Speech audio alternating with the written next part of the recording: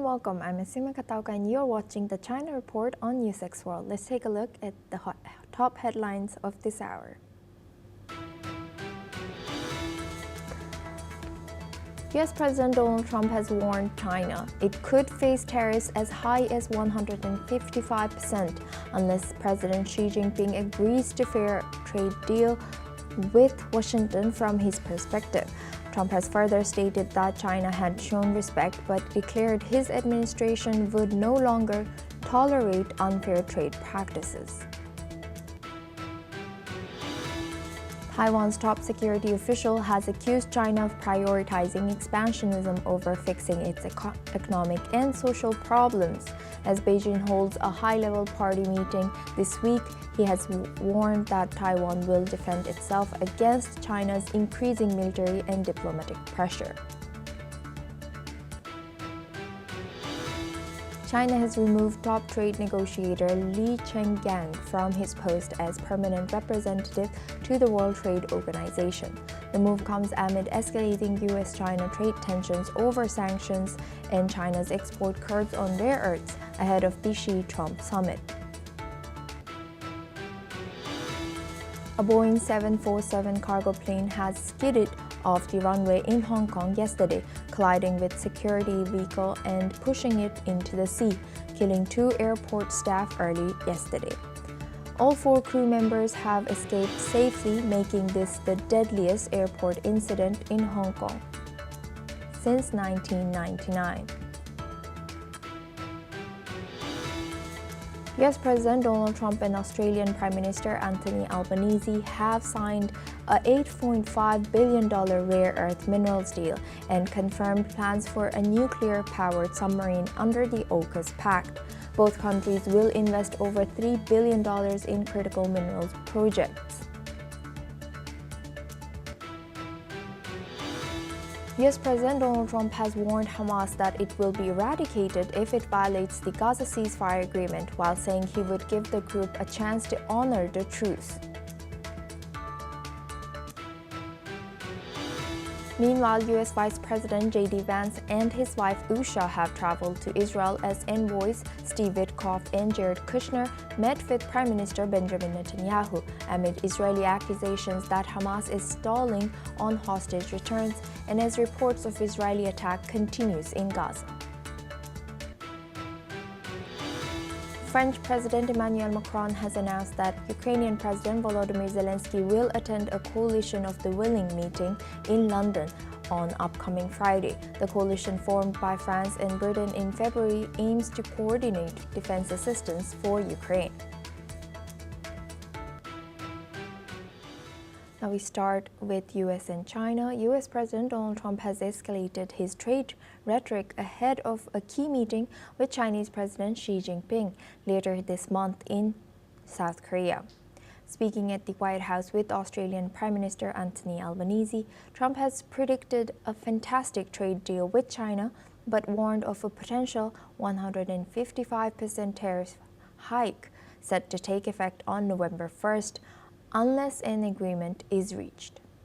Trump has stressed that the U.S. has significant leverage over China, citing tariffs and critical technologies like aircraft parts, which could be withheld in retaliation for China's export restrictions on rare earth elements. Trump has further stated that China would be paying 55% and a potential 155% tariff, which are to set place on November 1st, unless they make a deal, adding that if they do not do business with the U.S., China is in big trouble. His such comments come as U.S. Treasury Secretary Scott Bessent and Chinese State Councilor He Lifeng are set to meet in Malaysia to finalize the summit agenda. Let's listen in. I think that things have de-escalated. We hope that China will show the respect that we have shown them.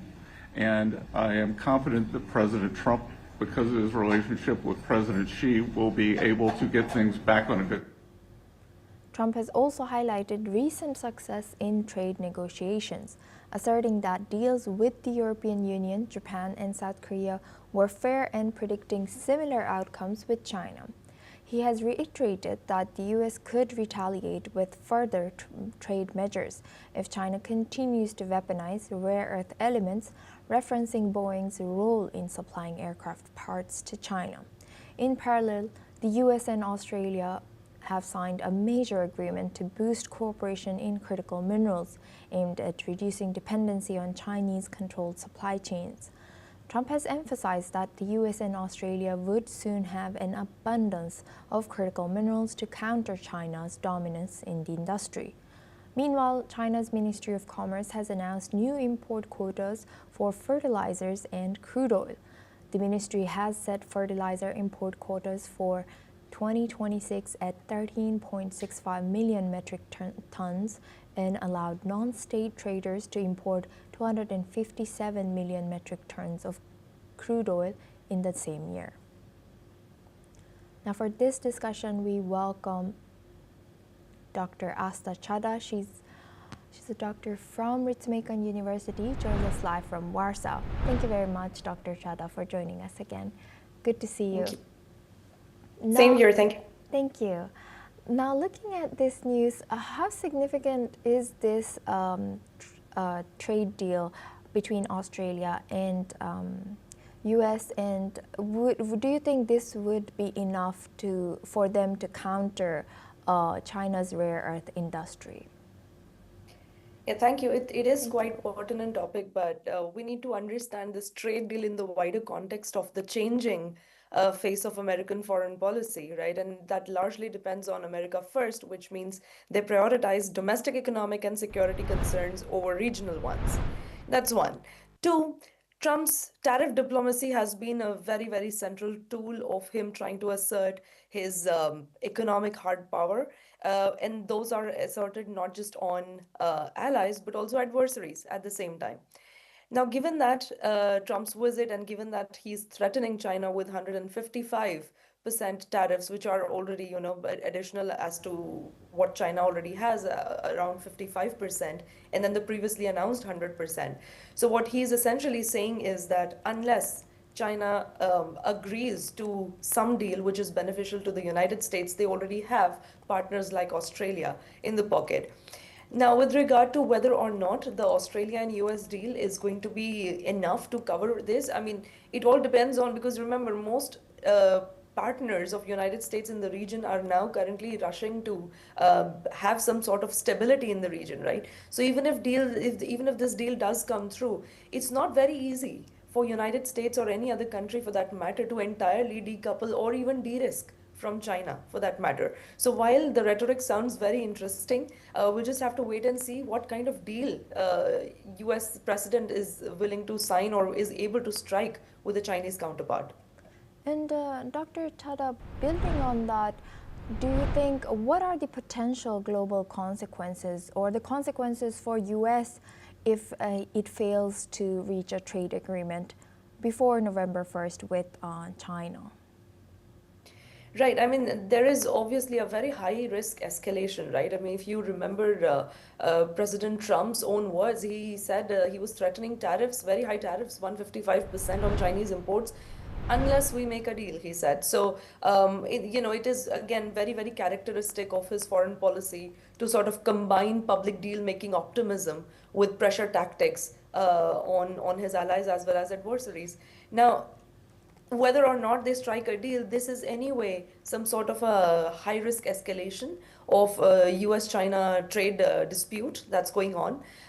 This also kind of highlights that how inherently linked US economy is with Chinese economy, and no matter how much they talk about decoupling, they are barely able to even de-risk. That's one. The other part of this is the relationship uncertainty and instability, because remember, whether he calls it a massive threat or whether US feels this is a fantastic deal that they're able to strike with China, there will continue to remain a heightened sense of uncertainty in the wider region.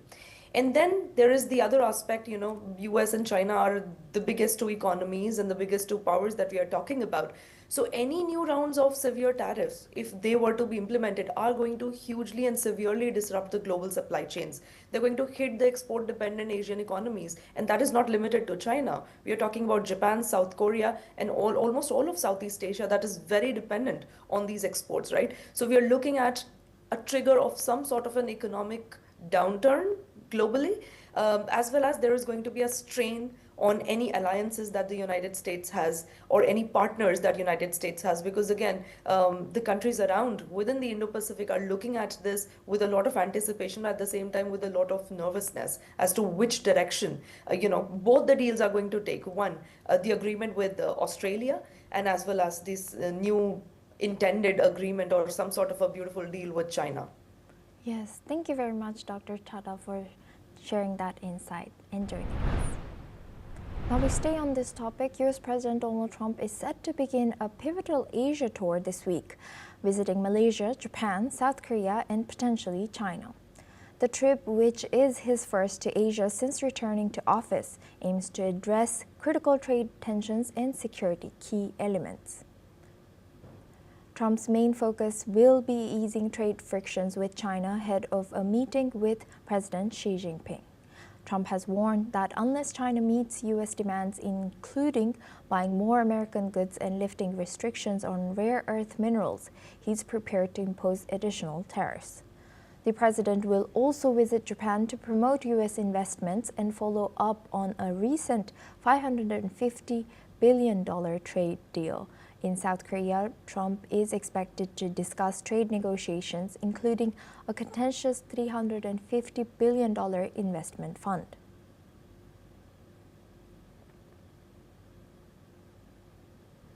Now we move on to our next news. U.S. President Donald Trump has expressed confidence on Monday that China will not invade Taiwan, emphasizing his strong relationship with Chinese President Xi Jinping ahead of their upcoming meeting in South Korea.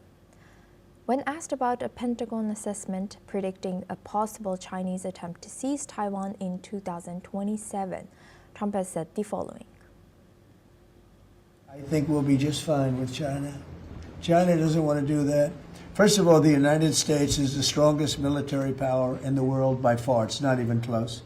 Not even close. We have the best equipment. We have the best of everything, and nobody's going to mess with that. And I don't see that at all with President Xi. I think we're going to get along very well as it pertains to Taiwan and others. Now, that doesn't mean it's not the apple of his eye, because probably it is. But I don't see anything happening. We have a very good trade relationship. While he did not explicitly commit to defending Taiwan by force, he stressed that the United States remains the world's strongest military power. Trump has also said that he expects positive relations regarding Taiwan and other matters as well. Now, the U.S. recognizes Beijing, not Taiwan, but is legally required to provide Taiwan with weapons for self-defense. Now, for this discussion, we go back to Dr. Asta Chada. She's a Ritsumeikan University doctor, joins us live from Warsaw. Thank you very much, Dr. Chada, for staying with us.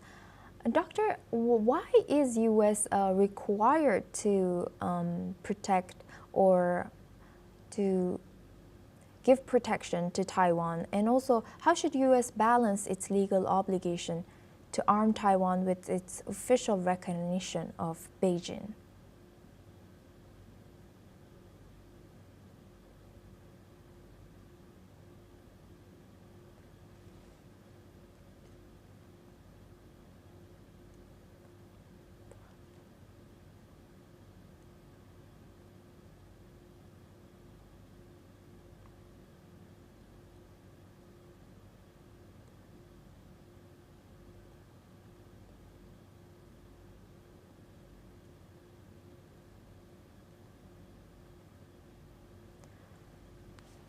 U.S. President Donald Trump has expressed confidence on Monday that China will not invade Taiwan, emphasizing his strong relationship with Chinese President Xi Jinping ahead of their upcoming meeting in South Korea. When asked about the Pentagon assessment predicting a possible Chinese attempt to seize Taiwan in 2027, Trump has said the following.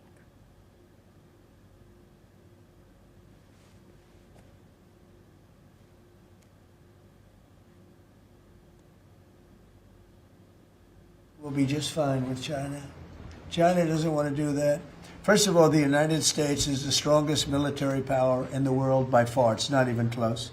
Not even close. We have the best equipment. We have the best of everything, and nobody's going to mess with that. And I don't see that at all with President Xi. I think we're going to get along very well as it pertains to Taiwan and others. Now, that doesn't mean it's not the apple of his eye, because probably it is. But I don't see anything happening. We have a very good trade relationship. Now we welcome back Dr. Asta Chada. She joins us live from Warsaw. Thank you very much, Dr. Chada, for staying with us. Now, looking at this, why is U.S. required to protect or help Taiwan with its defense, and also how should U.S. balance its legal obligation to arm Taiwan with its official recognition of Beijing but not Taiwan? Right, thank you for having me again. Thank you. Well, I mean, U.S. has had previously committed. I mean, of course, there is in no way a move away from one China policy that United States also follows. However, U.S. is very committed to the security of the region for several reasons. I mean, one is the very fact that it has several alliances and several stakes in the wider Indo-Pacific, and Taiwan is pretty much at the heart of that region. That's one. And two, China is a rising superpower, so as to say, or a rising competitor to United States, and I mean for U.S. Security interest, it obviously is one of those bargaining chips. And three, Taiwan is one of the most what you would say indispensable countries in that sense when it comes to semiconductors and trade with the United States and maintaining some sort of a U.S. based or U.S. Supported rule-based international order. So United States is very committed, or has been at least, I would say, very committed to maintaining security and safety, not just in South China Sea, but also in East China Sea, right? And hence supporting Taiwan in its defense in one way, supporting Taiwan as a country that represents democratic values or shared values with the United States or with the Western world becomes extremely important, even for the optics, even as a normative, power. But it's very interesting that President Trump in his address mentioned that he doesn't see that China would want to be aggressive towards Taiwan, because clearly that has not been the Chinese stance traditionally. I mean, China has been reiterating again and again that Taiwan is an inherent part of China, and they would pretty much take any steps as required to integrate Taiwan eventually. So President Trump trying to downplay the risk of Chinese military clash or Chinese aggression over Taiwan does come as a surprise, as does his boasting of U.S. military superiority as a deterrent force. Yes, and Dr. Chada, building on that, as you've already mentioned, why Taiwan is an asset to U.S. Does downplaying this Pentagon warnings about China and Taiwan undermine U.S. strategic credibility over there?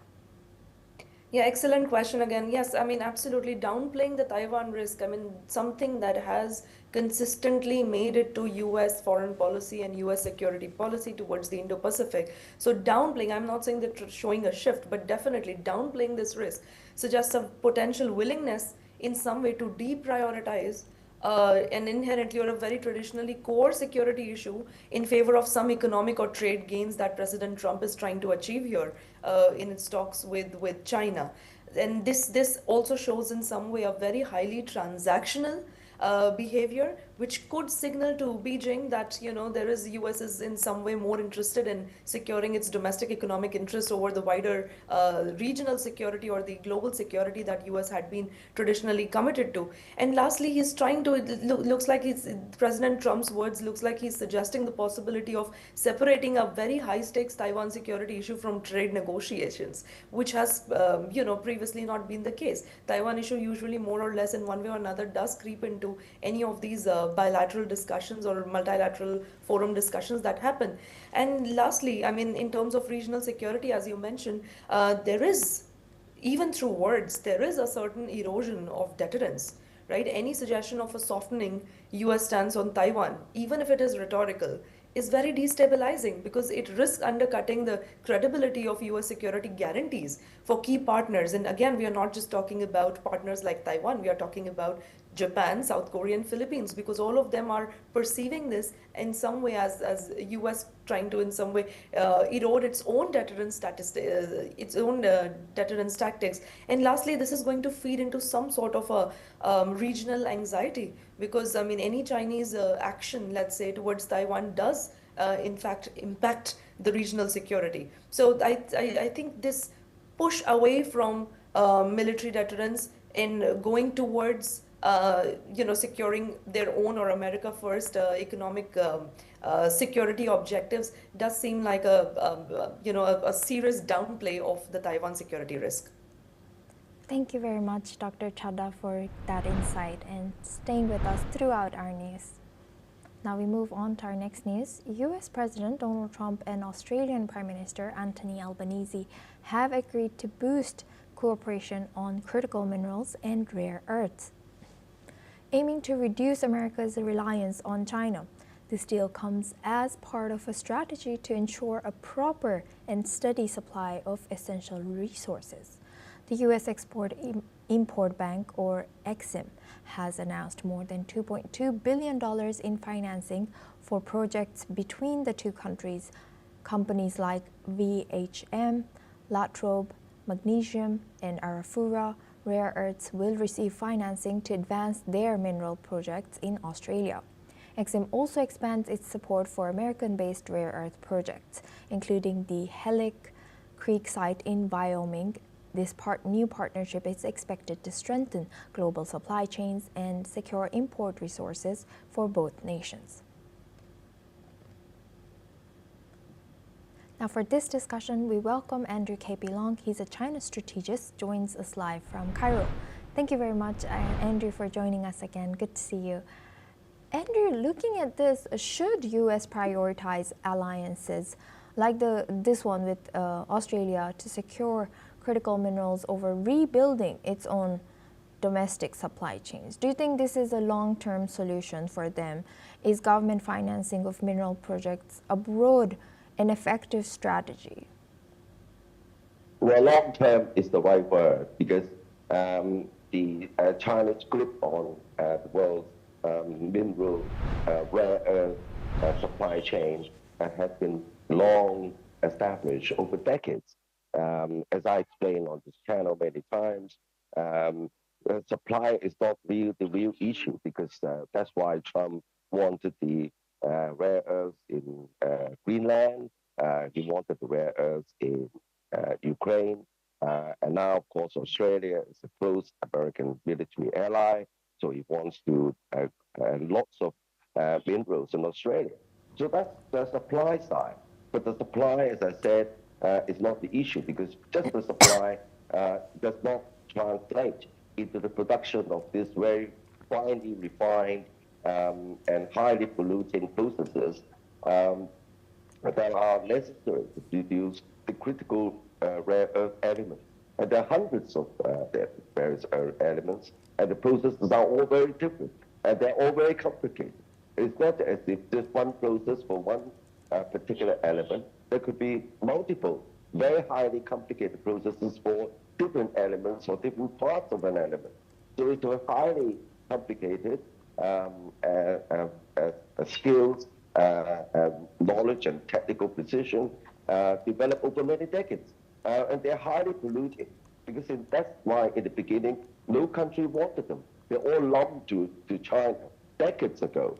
And China has now developed this capability, is now weaponizing it as a countermeasure against the United States. Yes, long-term, getting more supply, it could boost up Americans' defense in terms of reliance on minerals, but not in the short term.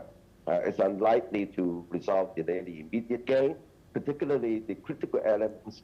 There are about a dozen of them, which goes into F-35 fighter planes, into high-precision missiles. So that's China's trump card. So China's, with this trump card, China is unlikely to just to give in to American coercion. So I don't think that there is an immediate gain, and yet it's a long-term plan. And how do you think this would or this increased U.S.-Australia cooperation, or this, as you also mentioned, that this is a long-term strategy and a new Trump's card. So do you think this will impact on upcoming summit between President Trump and President Xi Jinping? Well, I think the both sides understand the dynamic. I mean, we're not small boys playing simple games. So both sides under the dynamics, and Trump administration is trying to test the China's resolve, and China's showing is the resolve, and not only on minerals, but also by pivoting its trade to the global south. And in fact, over the past couple of months, China's overall trade, even though the trade with the United States as the largest market perhaps in the world, has shrunk. But even though the United States is the largest market, but in fact, in terms of China's trade, it only accounts for less than 10% of China's total trade, because China's been trading with the rest of the world for a long, long time. And also, China's trade is not just in direct products, it's in components and parts. And so even though the parts and the final products are manufactured in other countries, export to the United States, and China's embedded in it in terms of components, minerals, and also logistics. So that's why China's trade has been, in fact, growing. So this idea of lumping 100% tariffs, 500% tariffs, it doesn't make sense. It's only just a number. Because anything, if you over even 20% tariffs or 50% tariffs, no one is able to trade anymore. How can companies make any money at all? So the idea of lumping, instead of 50%, 100%, 500%, well, you can lump 1,000,000%. It doesn't make sense, you see. Right. With that, I would like to thank Andrew for joining us and sharing that insight. Please stay with us as we come back to you for our next discussion as well. Now we move on